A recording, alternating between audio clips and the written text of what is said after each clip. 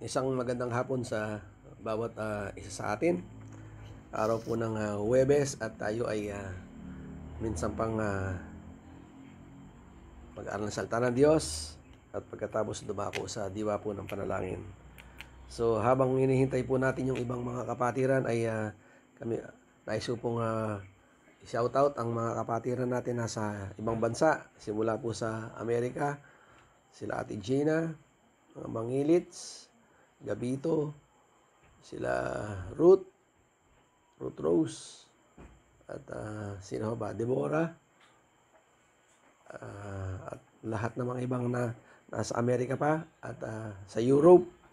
Meron din tayong kapatiran sa Australia at sa Africa, sa Asia, sa Middle East, sila Pastor Fernan, sa Singapore, mga anak ni Pastor Divine.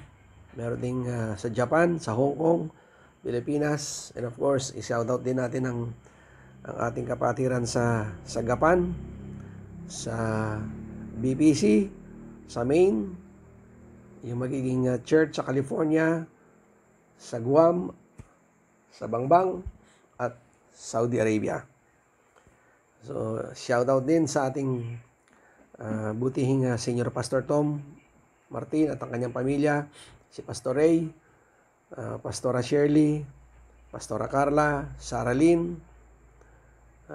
Shoutout na rin sa buong Gen X at Siam, sa lahat ng mga leaders at workers ng church. Isang magandang hapon po sa bawat isa.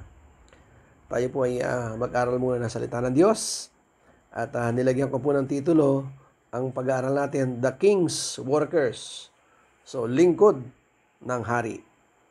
Ang sabi po sa 1 Chronicles 4:23, These were the potters, and those who dwell at Netaim and Gedera, they dwelt with the king for his work.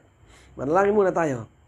Panginoon, minsan pa kami po'y lubos na nagpapasalamat for this opportunity na kaming lahat ay sama-samang mag-aral ng iyong salita, sama-samang matuto at mapagpala, lalo pa namin makita ang iyong biyaya habang ang iyong salita ay naipapahayag.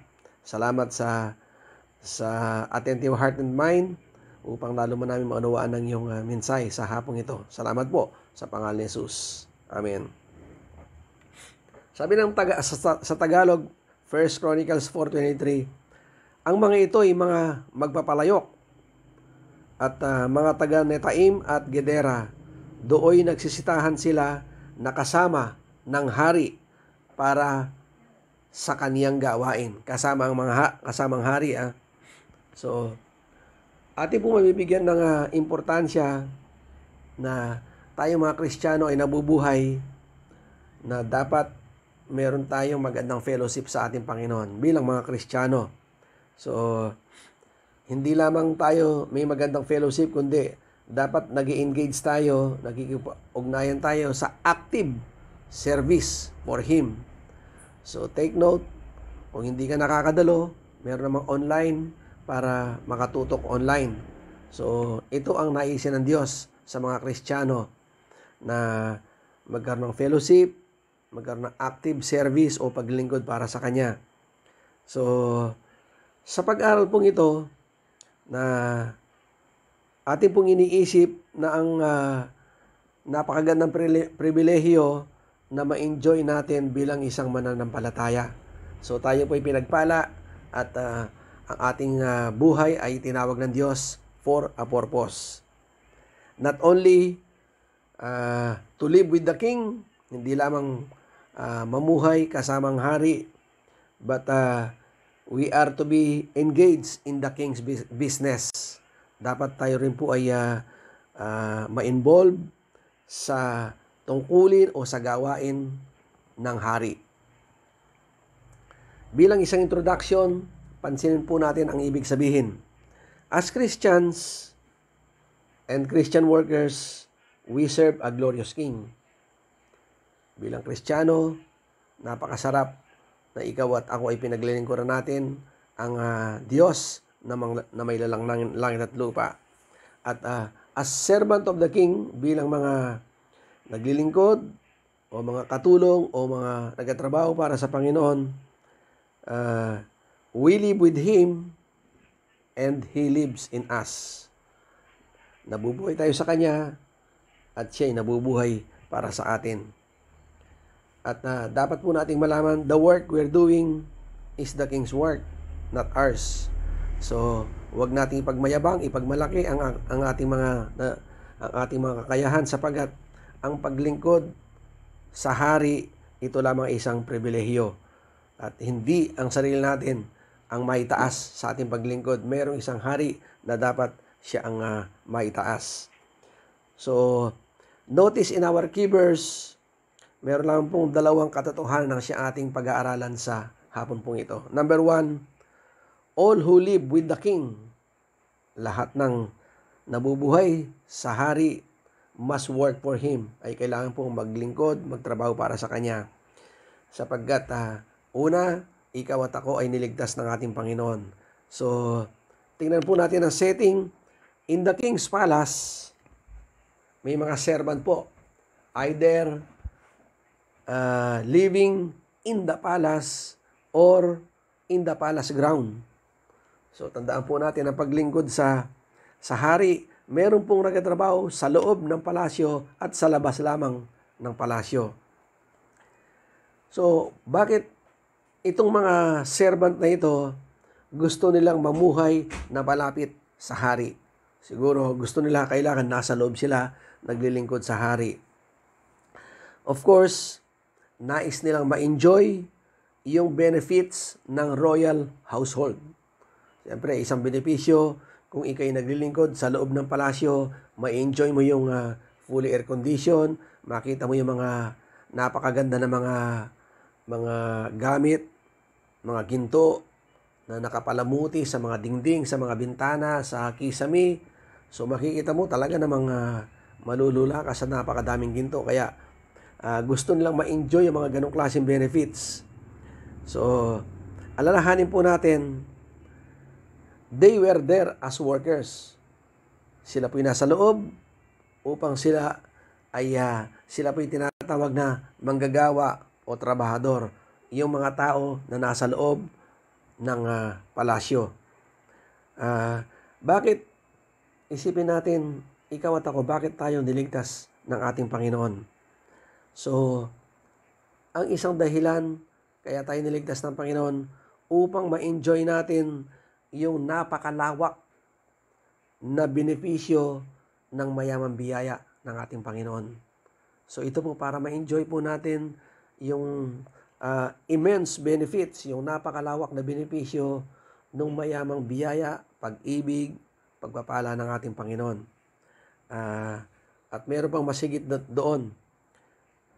We have been saved, tayo ay niligtas upang maipaglingkod ang buhay natin. Ang sabi ng Ephesians 2:10, sapagkat tayo nilalang ng Diyos, nilikha sa pamagitan ni Kristo Jesus upang iukol natin ang ating buhay sa paggawa ng mabuti. So, ang paglingkod, ito ay isang palatandaan ng paggawa ng mabuti para sa Diyos. Ipaglingkod natin ang ating sarili.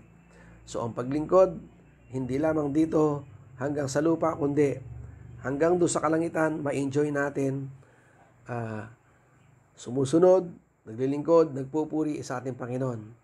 So, itong ginagawa natin ito yung preparation till eternity. So, dapat po nating tandaan, mga kapatid, bilang mga mananampalataya, our King needs workers, not shirkers. So, ang ating hari ay kailangan niya ng manggagawa, hindi yung shirkers, ibig sabihin, yung mga pabayang tao, yung mga lakwatsero. So, hindi ganito ang klase ng Kristiyano ang hinahanap ng isang hari. Gusto niya yung mga gumagawa, yung mga manggagawa, hindi yung mga pabayang tao, yung mga lakwatserong mga Kristiyano. Nais niya yung ipaglingkod natin ang buhay natin para sa Diyos. Sapagkat there is no room for idlers in His kingdom. Walang walang kwarto para sa mga tamad o mga batugan na mga Kristiyano sa kanyang kaharian. So, bato-bato sa langit, ang tamaan ay makonvict. So, ang sabi ko nga, tayo tinawag para ipaglingkod ang buhay natin. Kung hindi ka man nakakapunta sa gawain physically, meron tayong online prayer na ikaw at ako ay kailangang tumutok online upang ma-in-tune ang ating espiritu sa ating Diyos. Maaring ito isang katanungan. Are you engaged actively or conscientiously in the King's business? Ikaw ba nakikisaling aktibo at may katapangan maglingkod para sa hari? So, itong pandemyang ito, dalawang bagay lamang ang nangyari, mga natakot o nagpatuloy. Alin ka ba dito? Nagpapatuloy o patuloy na natatakot? We have to stand firm with our faith sapagkat alam natin mayroong Diyos na siyang patuloy na susubaybay sa atin. Kung ikaw'y natatakot na dumalo online, na dumalo physically, I challenge you, ikaw'y tumutok online sapagkat ito lang ang pinaka-connection mo upang ang iyong sarili, bigyan mo ng time ang Diyos para sa pag-aaral, makinig na salita ng Diyos. There are variety of ways of serving the King. Napakadami namang iba't ibang kaparaanan para maglingkod sa ating Panginoon. Ang sabi nga dito, particularly, ito yung mga patters, ito yung mga magpapalayok, sila ay mga servants, sila yung mga watchmen, courtiers. Sabi nga, servants sila yung mga tagapaglingkod sa palasyo, mayroong mga watchmen, nagbabantay o naggugwardya, at may mga hukom. Ang sabi nga dito, yung courtiers, may mga hukom o maaring nag-encourage, pumupuna, o maaring nagre-remind. Ito yung mga naglilingkod sa loob ng palasyo. Maaring itong mga ibang mga kapatiran natin, hindi man sila pastor, but napakaganda na kailang puso na tumulong, sumuporta sa gawain ng ating Panginoon. So, ito rin po ay napakahalaga kung ihahambing natin sa isang maharlikang pinaglilingkuran na isang hari katulad ng Saudi Arabia. So, spiritually sa atin din, naglilingkod tayo sa isang royal, sa isang maharlikang paglilingkod para sa ating Diyos. Merong mga naglilingkod dyan as preachers, as evangelists. Meron dyan mga teachers, musicians, worship leaders, and so on. So, napakaganda kung lahat ng ito ay nagfa-function, lahat ng ito ay nagagamit sila para sa Diyos at magpapatuloy ang gawain ng ating Panginoon. So, kung aking tatanungin ang mga nakatutok online, where are we in the place of service? Saan ka ba ngayon nakatayo patungkol sa paglilingkod sa Diyos? Ikaw ba isang preacher? Ikaw ba isang teacher? Musician? Dancer? O ano ba ang paglilingkod na nagagamit mo sa ating Panginoon? So, dapat ma-discover natin ang ating talent. Kung wala ka man dito, for sure, lahat tayo ay meron tayong dapat magkaroon ng gift of giving, gift of supporting God's ministry. I pray na meron tayong lahat ng ganitong talento. So, ang sabi nga dito, the greatest lesson to learn is that every Christian is to be a missionary or evangelist. Tayong lahat, kung hindi ka man marunong kumanta, hindi ka marunong tumugtog, hindi ka marunong magturo, hindi ka marunong sumayaw, so, kung hindi ka man marunong magbahagi ng salita ng Diyos, naway marunong po tayong mag-akay, mag-invite, magdala ng mga kaluluwa sa gawain, at yung mga pastor sa church, sila na po ang bahalang magbahagi ng salita ng ating Panginoon. So, naniniwala ako kung saan tayo dinala ng Panginoon, ay doon tayo kailangan magamit, magbunga, upang ang buhay natin maging pagpapala sa gawain ng ating Panginoon. So, yun po ang unang mensahe ng ating pag-aaral, na kung saan ang sabi dito, all who live with the King must work for Him. Lahat ng mga Kristiyano na nabubuhay para sa hari ay kailangan maglingkod para sa Kanya. So, ang ikalawa dito, ang sabi dito sa ikalawa, all who work for the King must live with Him. Lahat ng mga naglilingkod sa hari ay dapat mamuhay para sa Kanya. Ang katanungan ay ganito, why must we live with the King? Bakit kailangan pa nating mabuhay para sa hari? Kailangan nating mamuhay, mapalapit sa Diyos sapagkat in order for us to become like Him, sapagkat nais natin na maging kawangis natin ang Diyos sa klase ng pamumuhay nung nandito siya sa lupa.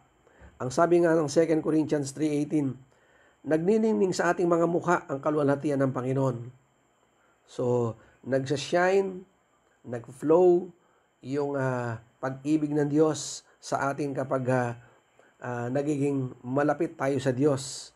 At ang kaluwalhatian yan ay nagmumula sa Panginoon na siyang Espiritu, na siyang magbabago sa atin mula sa isang antas ng kaluwalhatian hanggang tayo maging kalarawan niya. So, ito ang lahat, nawa ang maging desire ng mga Kristiyano to be like Jesus sa klase ng pananalita, sa klase ng mga pamumuhay, sa klase ng pagtitiwala sa kanyang Ama sa Diyos sa langit. Kapag tayo po ay occupied sa hari, ibig sabihin kapag tayo malapit sa hari,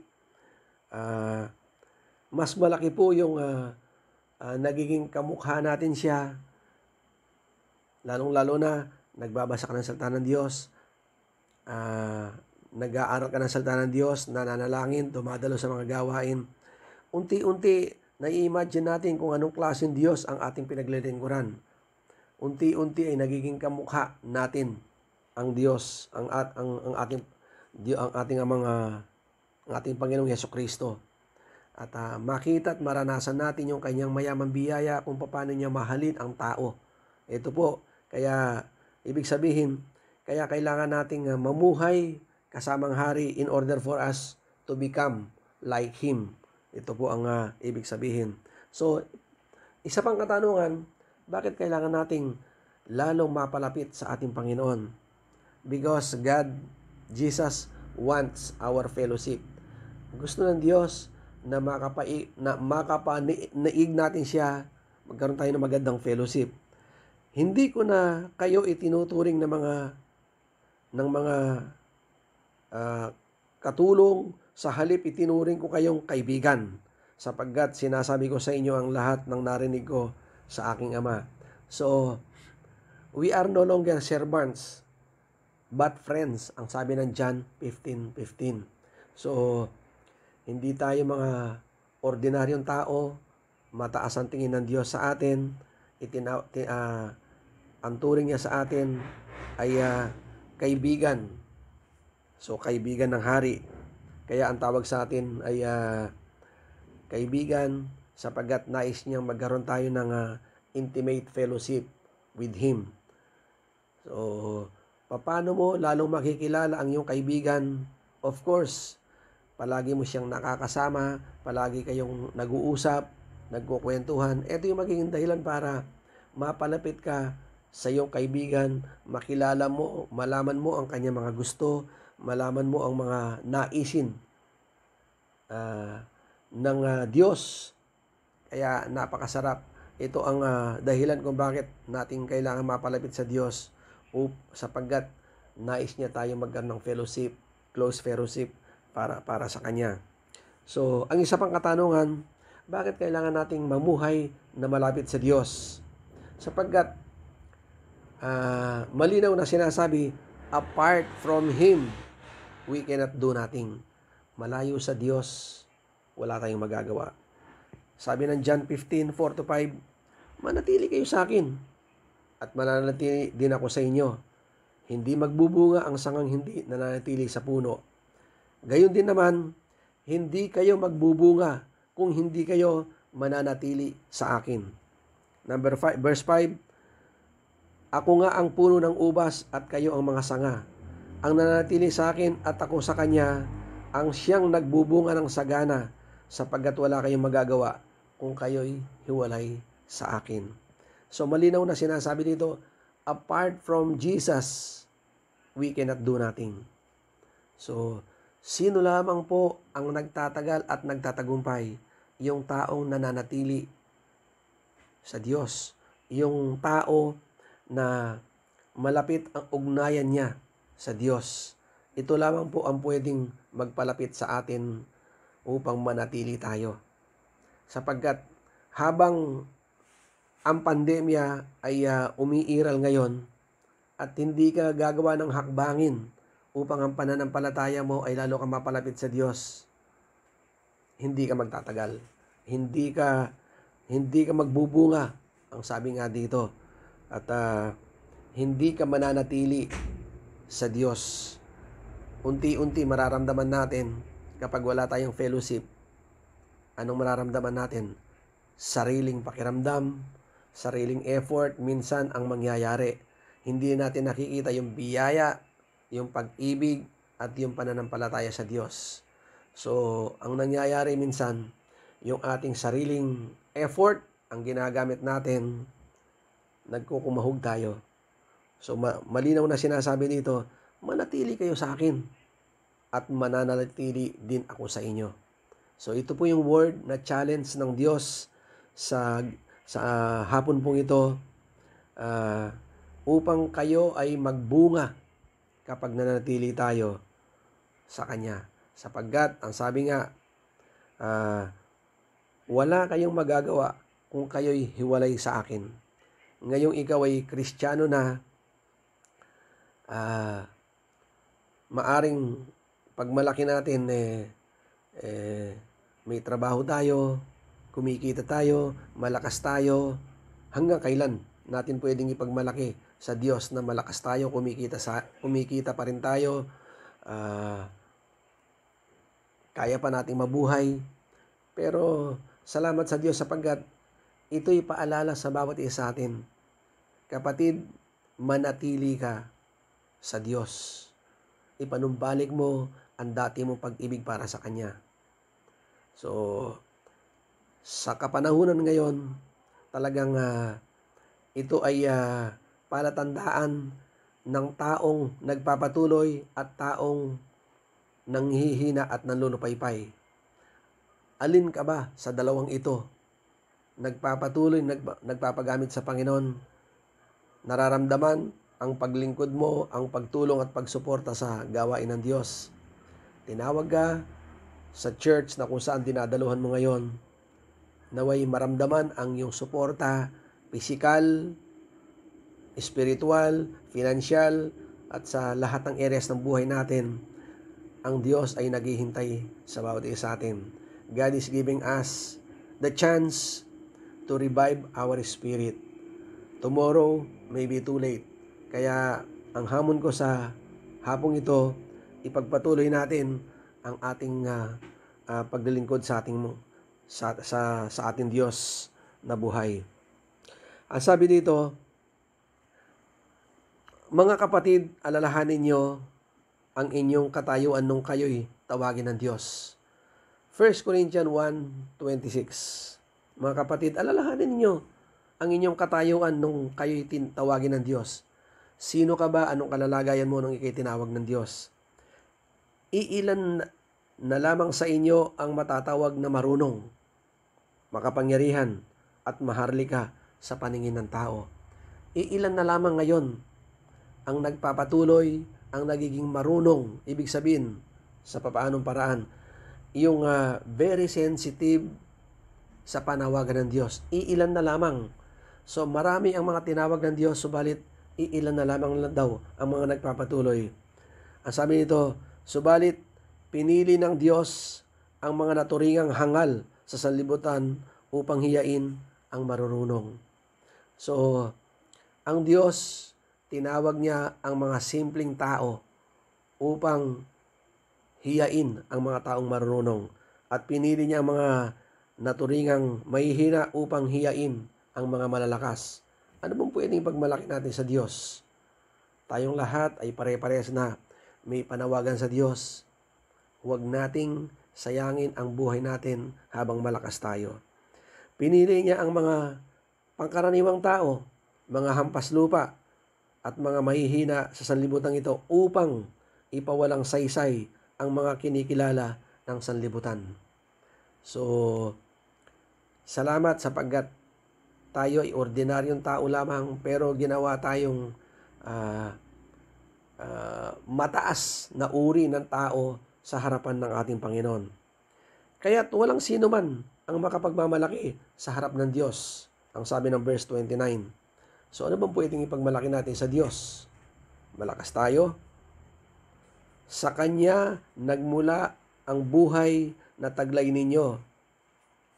Ulitin ko. Sa Kanya nagmula ang buhay na taglay ninyo.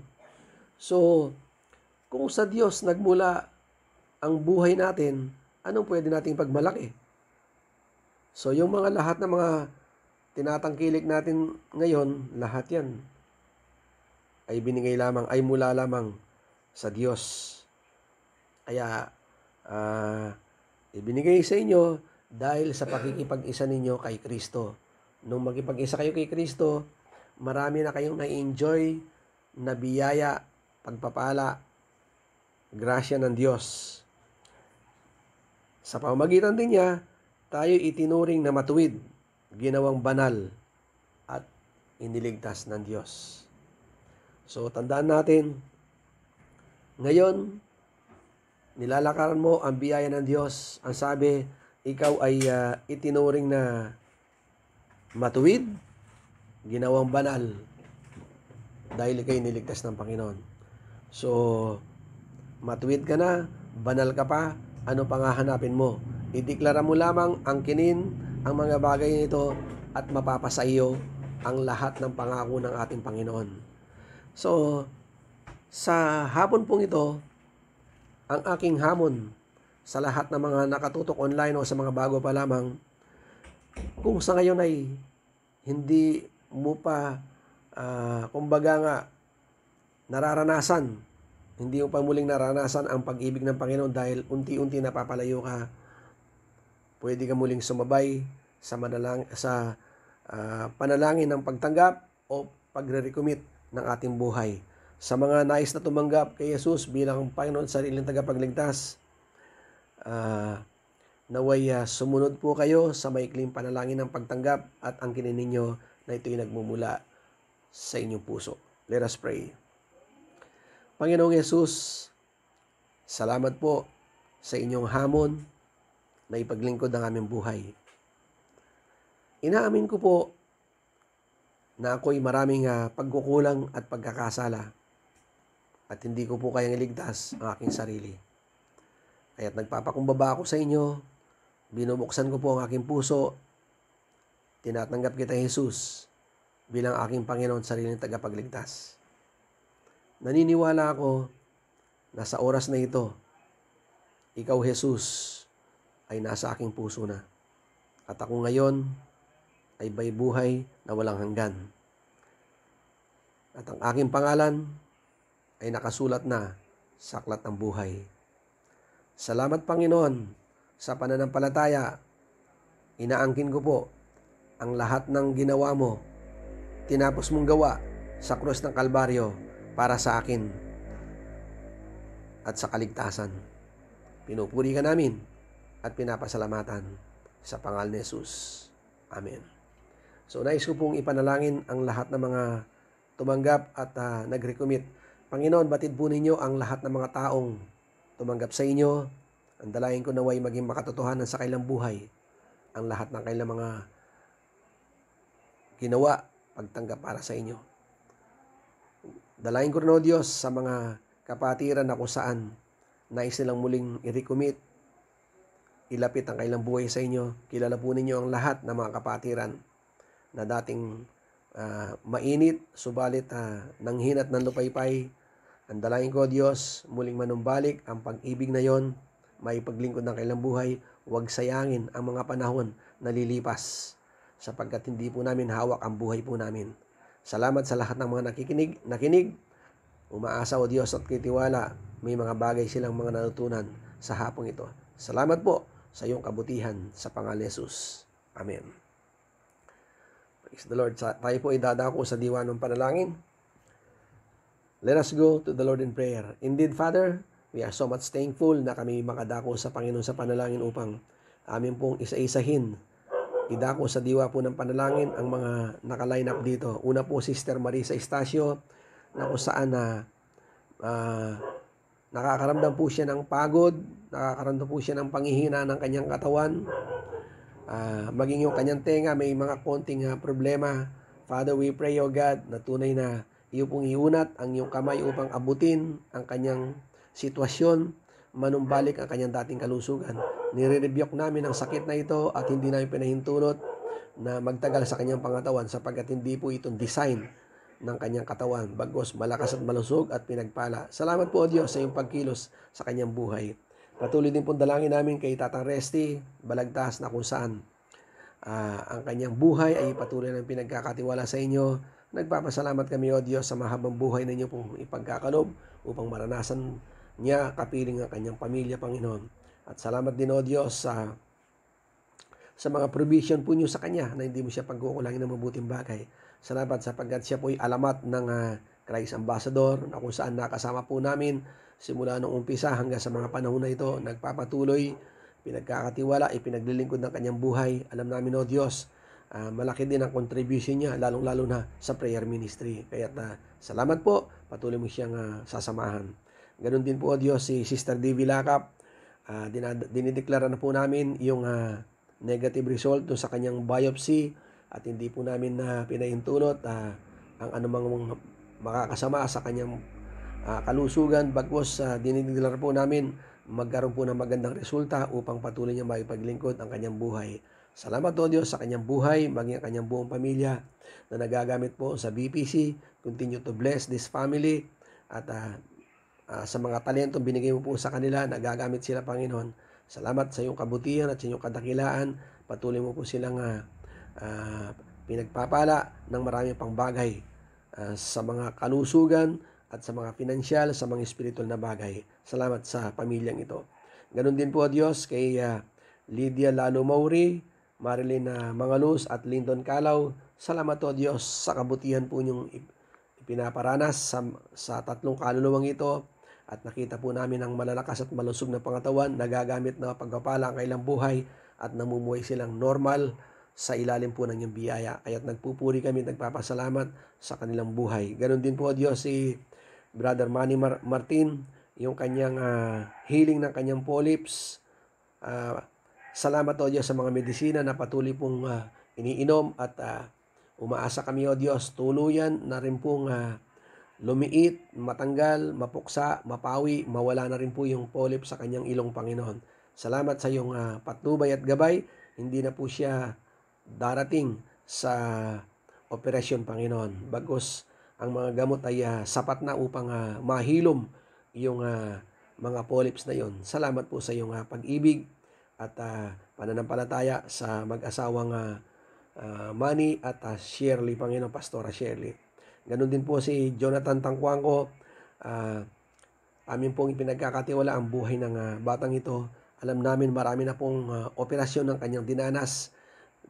Pinagkakatiwala po namin this will be the final operation na mangyayari at mabilis na pag-recovery ng kanyang operasyon ng siyang mangyayari. Salamat sa mga financial provision na hindi mo sila pagkukulangin ng mabuting bagay. Salamat po sa iyong kabutihan. Ganon din po, O Diyos, itinataas namin sa panalangin si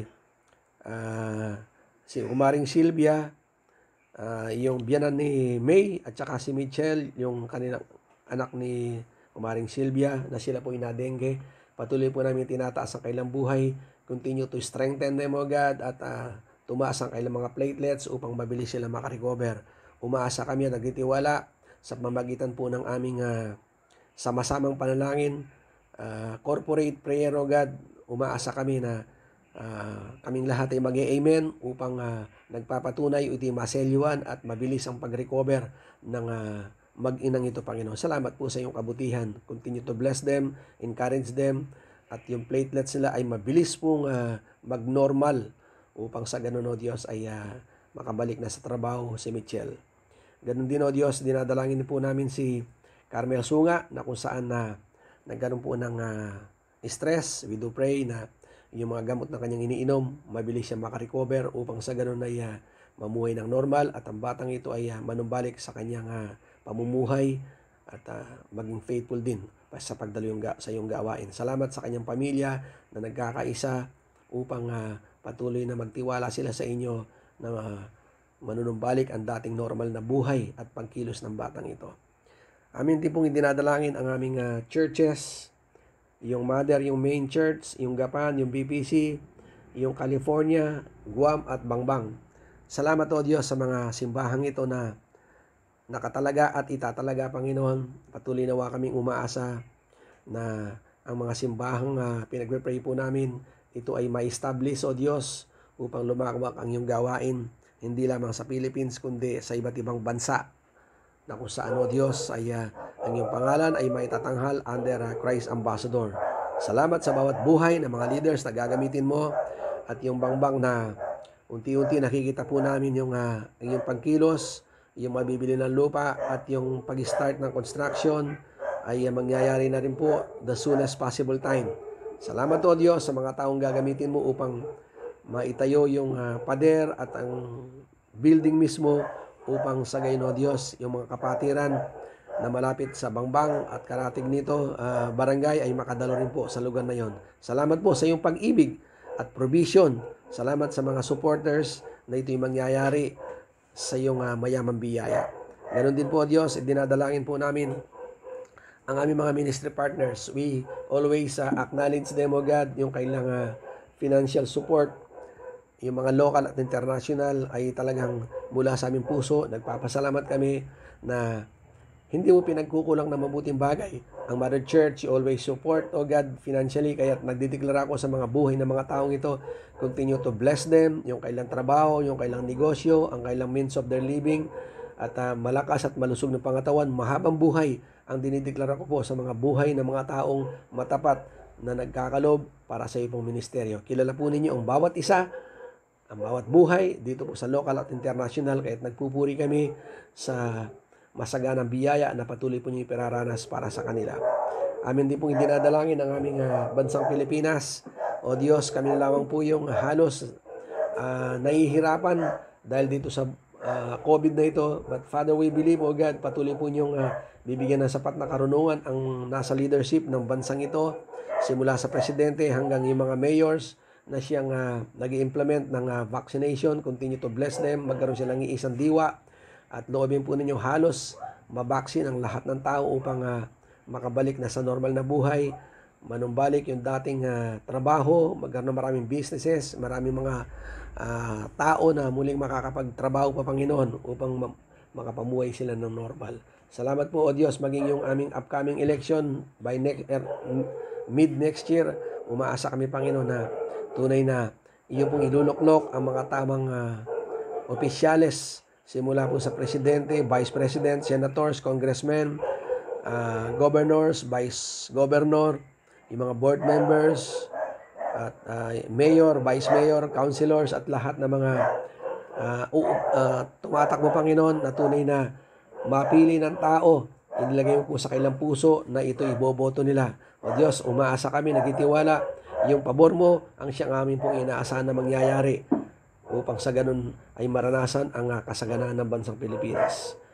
Salamat din po, O Diyos, sa aming lokal na pamahalaan under the leadership of our Mayor Rene Maglangke. Salamat sa kanyang buhay at sa mga bagay na nakikita po namin, yung pagtulong at pagsuporta sa lahat ng mga mamamayan sa Candaba. Managana pa ng mabuting bagay ang Candabang ito under His leadership, Panginoon, kasama ang kanyang mga co-officials, Panginoon. Salamat po, O Diyos, sa iyong pag-iingat din sa kanya at marami pa mga proyekto ang siyang magawa upang yung kaunlaran sa aming pong bayan ay tunay na maging visible, Panginoon. At patuloy mo nang ingatan ang lahat ng mamamayan dito. Dinideklara po namin that Candaba is blessed sapagkat mayroong isang Diyos na pinaniniwalaan. Kaya lahat po ng mga bagay na kalugod-lugod lamang ang siya namin pong tinatanggap na pumasok sa bayan ng Candaba, ang pananagana ng mga pananim, mga palaisdaan, lahat ng mga all the means of the living, pananim sa palayan, Panginoon, gulay, ay tunay na managana at marami pang mga magandang karasada ang mapagawa upang yung transportation ng mga products, mga goods ay mabilis po makarating sa bayan papuntang syudad, Panginoon. Salamat po, O Diyos, sa aming bayan ng Candaba na pinagpala mo. Kaya't nagpapasalamat kami sa mga maraming development, improvement sa bayang ito, Panginoon. Pagpalain mo ang aming mayor kasama ng kanya mga leaders, Panginoon. O Diyos, sa gabi pong ito, ay niyo pong selyuhan ng mga panalangin po namin, maging ang bawat isa may mga kani-kanya mga prayer items. Ang dalangin ko, Diyos, na tunay na katagpuin niyo ito at na magkaroon sila ng katiyakan. Ang lahat ng mga panalangin nila ay magkakaroon po ng katugunan. At niyo po selyuhan ng mga panalangin po namin at makatiyak kami ang lahat ng ito ay magkakaroon po ng katugunan sa tamang panahon. Purihin ka, O Diyos, at pasalamatan sa oras na ito. In Jesus' name we pray. Amen. Praise the Lord. The grace of our Lord Jesus Christ and the love of God and the communion of the Holy Spirit be with you all. Dahil kay Jesus, kayo pong lahat ay sukdulang pinagpala, lubhang itinangi at taimtim na minamahal ng Diyos. Purihin ang Diyos. Amen.